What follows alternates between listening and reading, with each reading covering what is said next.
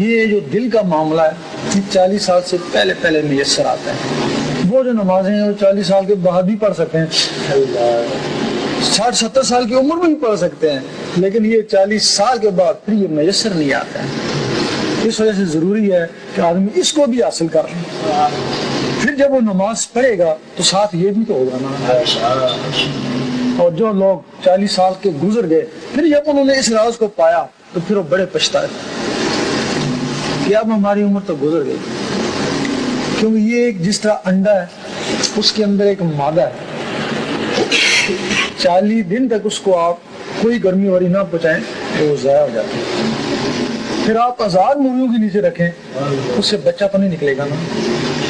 اسی طرح انسان کے جسم میں وہ ایک مادہ ہے, ایک فرشتی قسم کی مخلوق ہے جس کو قلب بولتے ہیں. اس میں اتنی خوراک ہے کہ وہ 40 سال تک زندہ رہ سکتی ہے. تم نے 40 سال تک اس کو گرمی نہ پہنچائی, اس کو زہری گرمی کی ضرورت ہے, اس کو اللہ کی گرمی کی ضرورت ہے. اس کو مرغی کی ضرورت ہے, اس کو مرشد کی ضرورت ہے. اگر 40 سال تک اس کو کچھ نہیں کیا تو پھر جس طرح وہ انڈا ضائع ہو گیا اس طرح یہ اس کا قلب ضائع ہو گیا. پھر قرآن بھی فرماتا ختم اللہ علی قلوبہم, اس کے دل پہ اب مہر لگا دی. جب اس کو دل پہ مہر لگ جاتی ہے پھر شیطان بڑا خوش ہوتا ہے, کیونکہ جس کا تعلق اللہ سے تھا اس پہ مہر لگی, دروازہ بند ہو گیا. پھر شیطان آتا اس کو آ کے بھروسہ دیتا ہے کہ آج کے بعد میں تیرے پاس نہیں آؤں گا. کیوں نہیں آئے گا بھائی, اب تو میں کیا فرق رہا, مجھ پہ بھی مہر لگی تو تیرے دل پہ بھی مہر لگی, دونوں برابر ہو گئے. اس وجہ سے جو لوگ 40 سال سے پہلے لگتے ہیں وہ اس راز کو, اس علم کو پاتے ہیں. یہ علم ہے جس طرح وہ علم ظاہر ہے اس طرح یہ علم باطن ہے. وہ شریعت کا علم ہے, یہ طریقت کا علم ہے. پھر جب ان کے دلوں پہ مہر لگ جاتی ہے ٹھیک ہے وہ ظاہری علم میں آ جاتے ہیں. اب ان کا ظاہری علم اللہ کے لیے نہیں ہے, وہ دوزخ سے بچنے کے لیے, بورے پانے کے لیے, اللہ کے لیے نہیں ہے. پھر وہ اس علم کی نفی کرتے ہیں, ان کے پاس علم ہے ہی نہیں ہے, پھر وہ اس علم کی نفی کر دیتے ہیں. کہتے ہیں علم طریقت ہے ہی نہیں ہے, بس جو کچھ ہے شریعت میں ہے. اور خود بھی مار کھا گئے اور لوگوں کو بھی بہکا دیا, ان کے بھی وہ ذمہ دار ہو گئے. حالانکہ شریعت کا علم اور ہے, شریعت کا علم زبان سے تعلق رکھتا ہے. یہ جو زبان بولتی ہے یہ شریعت کا علم ہے. لوگ کہتے ہیں, درویش کہتے ہیں یہ دل بھی بولتا ہے, یہ تو گوشت کا لوتھڑا یہ کیسے بولتا ہے. یہی کہتے ہیں نا, کہتے ہیں ہم نے گوشت کا لوتھڑا دیکھا ہے, دل دیکھا ہے, اس کی زبان انہیں کہاں سے بولتا ہے. تو بھائی یہ جو زبان ہے یہ بھی گوشت کا لوتھڑا نہیں, یہ کیسے بولتی ہے. سوچا کبھی, یہ جو زبان ہے یہ بھی گوشت کا لوتھڑا ہے نا, یہ کیسے بولتی ہے. اس کو بلوانے کے لیے ایک مخلوق ہے, اس میں طاقت نہیں ہے بولے, ایک مخلوق ہے اس سینے کے سینٹر میں, اس کا نام ہے افاق. وہ مخلوق اس کے ذریعے بولتی ہے. اگر کسی کی وہ مخلوق نہ ہوئے تو ڈاکٹر کہتے ہیں زبان تو صحیح ہے, یہ بولتا کیوں نہیں ہے, اس کو گونگا کہتے ہیں. انسانوں اور جانوروں میں یہی فرق ہے, تو جانوروں میں وہ مخلوقیں نہیں ہیں, زبانیں ان کی بھی ہیں. اگر زبانوں کا گوشت کا کمال ہوتا تو وہ بھی بولتے ہیں نا, توتل ہی بول لیتے, کتا سب کچھ سمجھتا ہے لیکن بولتا کیوں نہیں ہے, اس میں وہ مخلوق نہیں ہے. اسی طرح وہ جو دل ہے وہ بھی گوشت کا لوتھڑا ہے, اس کو بھی بلوانے کے لیے ایک مخلوق ہے, اس کا نام ہے قلب.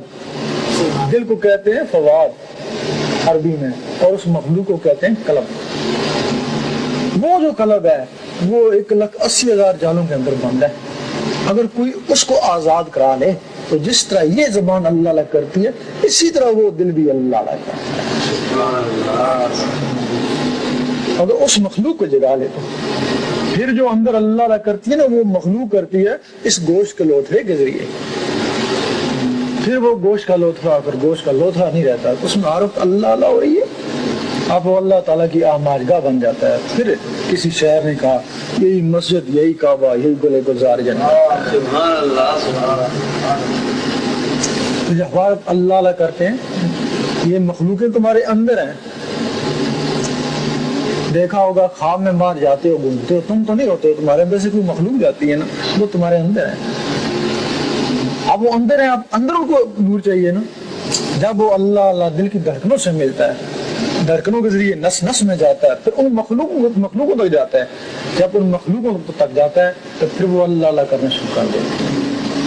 پھر تم سوتے رہنا، وہ اپنے اندر اللہ اللہ کرتی رہیں گی. پھر 12 سال تک وہ اللہ اللہ کرنے ان کی غذا بن جائے گی. پھر تم مر جانا، پھر قبر میں بیٹھ کے اللہ اللہ کرتی رہیں گی اور قیامت تک کرتی رہیں گی. یہ جو ولیوں کا راز ہے وہ یہ 16 مخلوق ہیں اس قسم کی. ایک مخلوق کی بھی پرورش ہو رہا ہے تو پھر بھی صدقہ جاریہ ہو گیا، پھر بھی مر کے زندہ ہے. تو جن لوگوں نے اس کو نہیں چھیڑا وہ علماء شریعت کی تعلیم میں جسم کی تعلیم ہے. جسم رکوع سجود کرتا ہے لیکن جسم ختم ہو گیا تو عبادت ختم ہوگی. اور اس میں جسم کی بھی عبادت کرتا ہے اور جسم کے اندر کی چیزیں بھی عبادت کرتی ہیں. جسم ختم ہو گیا، ختم ہونے دو، جو اندر کی چیزیں قیامت تک اللہ اللہ کرتی رہیں گی. اور اللہ اللہ قیامت پتہ نہیں کب آئے گی، اور قیامت تک یہ ثواب اس کی روح کو ملتا رہے گا نا. اور یہ ایسی ہے کہ اس میں پھر صدقہ جاریہ. اب آپ نے مسجد بنا دی، صدقہ جاریہ ہو گیا، لیکن اس صورت میں وہاں کسی کی نماز قبول ہوئی تب ہوا نا. اگر نماز ہی قبول نہیں ہوئی تو آپ کو ثواب کیا ملے گا؟ ثواب تب ملے گا کہ نمازیں قبول ہو رہی ہیں. تو نمازیں وہ پوری نہیں جا رہی، ثواب کیا ملے گا؟ اور اس کا کوئی پتہ نہیں. آپ نے مسجد بنائی، اس میں دیوبندی کا قبضہ ہو گیا، وہابی کا ہو گیا، تو آپ کو ثواب کیا ملے گا؟ ہو سکتا آپ کو سننی ہے، وہ بھی دل کے بغیر ہی نمازیں پڑھتا ہے، نمازیں اس کی بھی کوئی نہیں ہو رہی، پھر آپ کو ثواب کیا ملے گا؟ ثواب تب ملے گا جب تمہاری کسی کی نماز اوپر جائے گی، تب ثواب ملے گا. لیکن یہ اگر جاری ہو گیا تو یہ تو قبول ہی قبول ہے. اس لیے آواز اوپر ہی گونج رہی ہے جہاں اللہ کی ذات ہے، یہ تو قبول ہی قبول ہے. اس میں تو کسی دیوبندی وہابی کو قبضہ نہیں ہو سکتا. اس میں قبضہ ہو سکتا ہے لیکن اس پہ نہیں ہو سکتا. یہ شروع میں جو تعلیم تھی نا یہی تھی. یہ حضور پاک کے زمانے میں دونوں تعلیمیں اکٹھی چلتی تھی، ظاہر اور باطن. پھر آپ کے بعد کئی عرصہ تک اکٹھی چلتی رہی جب تک کہ صحابہ کرام رہے. ان کے بعد پھر ظاہر علماء کے پاس چلا گیا، باطن درویشوں کے پاس آ گیا. باطن درویشوں کے پاس، ظاہر علماء کے پاس. پھر کیا ہوا؟ پھر آئے غوث پاک، انہوں نے دونوں کو اکٹھا کر لیا. جب پھر غوث پاک چلے گئے، پھر ظاہر درویشوں کے پاس، باطن علماء کے پاس. پھر مجدد صاحب آ گئے، انہوں نے دونوں کو پھر اکٹھا کر لیا. ان کے بعد کچھ عرصہ اکٹھا رہا، پھر ظاہر علماء کے پاس، باطن درویشوں کے پاس. اب تم کیا کرو؟ تمہیں ظاہر بھی چاہیے تو باطن بھی چاہیے، تمہیں مولوی بھی چاہیے، درویش بھی چاہیے. مولوی سے نماز روزہ سیکھو تو درویشوں سے یہ دل کی تعلیم سیکھو. تمہارے لیے یہ ضروری ہے. پہلے یہ ہوتے تھے کہ علماء درویشوں کی طرف دیکھتے، غوث پاک خود درویشوں کی طرف گئے. آپ نے پہلے ظاہری علم حاصل کیا، مدرسوں میں حاصل کیا. اگر وہی علم کافی ہوتا تو پھر آپ جنگلوں میں کیوں جاتے؟ ظاہری علم کے لیے مدرسوں میں رہے، شہروں میں رہے، اور اس باطنی دل والے علم کے لیے آپ جنگلوں میں گئے. پھر جب مڑ کے آئے تو آپ کے پاس دونوں علم تھے، دونوں علم لوگوں کو سکھائے. اب اس وقت میں دونوں علم کی ضرورت ہے، نماز روزے کی بھی ضرورت ہے اور دل کے اللہ اللہ کی بھی ضرورت ہے. اب یہ دونوں چیزیں آپس میں ٹکرا رہی ہیں، مولوی اور درویش. درویش کے پاس جاؤ گے وہ مولوی کو حقیر سمجھے گا، چھوٹا سا آدمی ہے. مولوی کے پاس جاؤ گے وہ درویش کو حقیر سمجھے گا، ویسے ہی اللہ اللہ کر رہا ہے، جو کچھ ہے شریعت میں یہی کہے گا نا. تو تمہارے لیے تمہیں دونوں کو پکڑنا، دونوں سیاست کرنا. بعض دفعہ ایسے ہوتے ہیں کہ وہ مولوی بھی ہوتا ہے، درویش بھی ہوتا ہے. اگر ایسا مل جائے نا تو وہ ان دونوں سے بہتر ہے، اکیلے ہی بہتر ہے. لیکن ایسے کسی کسی زمانے میں آتے ہیں، ہر وقت میں ہوتے ہیں.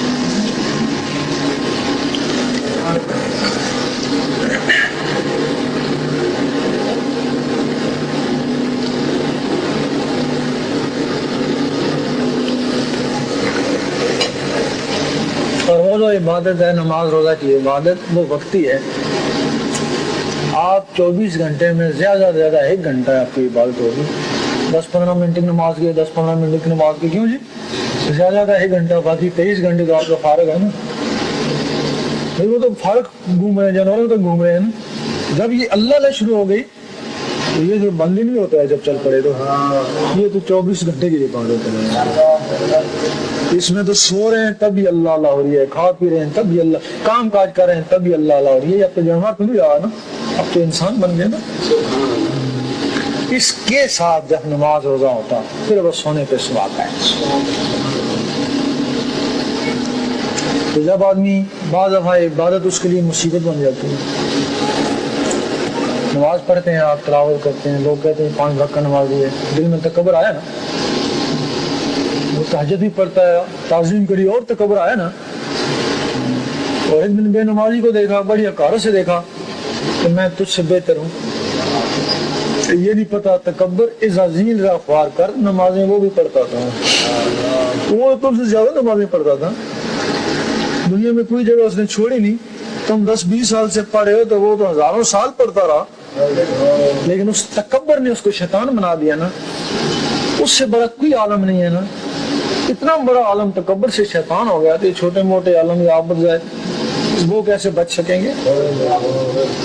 لیکن جب تمہارے دل میں یہ اللہ اللہ گونجے گا, تم نماز پڑھو گے, لوگ کہیں گے نمازی ہے, تکبر آئے گا, وہ اللہ اللہ اس کو کاٹ دیں گے. پھر کہیں گے بہت بڑا آدمی ہے, تمہاری تعظیم کریں گے, لیکن وہ تمہارے دل میں اللہ اللہ اس تکبر کو نکال دے گی اور تمہارا دل صاف رہے گا. حدیث میں جس سینے میں ذرا بھی کبر اور بخل ہے وہ جنت کے قابل نہیں. تو کبر بخل کو آدمی نکال ہی نہیں سکتا. ماس اللہ اللہ کہ یہ اللہ اللہ جس کے اس کا نور کبر بخل اشد کو نکالتا اور سینے کو صاف رکھتا ہے. اور یہی وجہ ہے کہ جو لوگ اس اللہ اللہ میں وہ آپ کو بڑے عاجز نظر آئیں گے, اور جو لوگ اللہ اللہ کے بغیر ہیں بلکہ 2 بھی نمازیں پڑھتے ہیں تو اپنے آپ کو مجدد وقت بتائیں گے. تو یہ وجہ ہے کہ ان میں تکبر کی انتہا ہو گئی.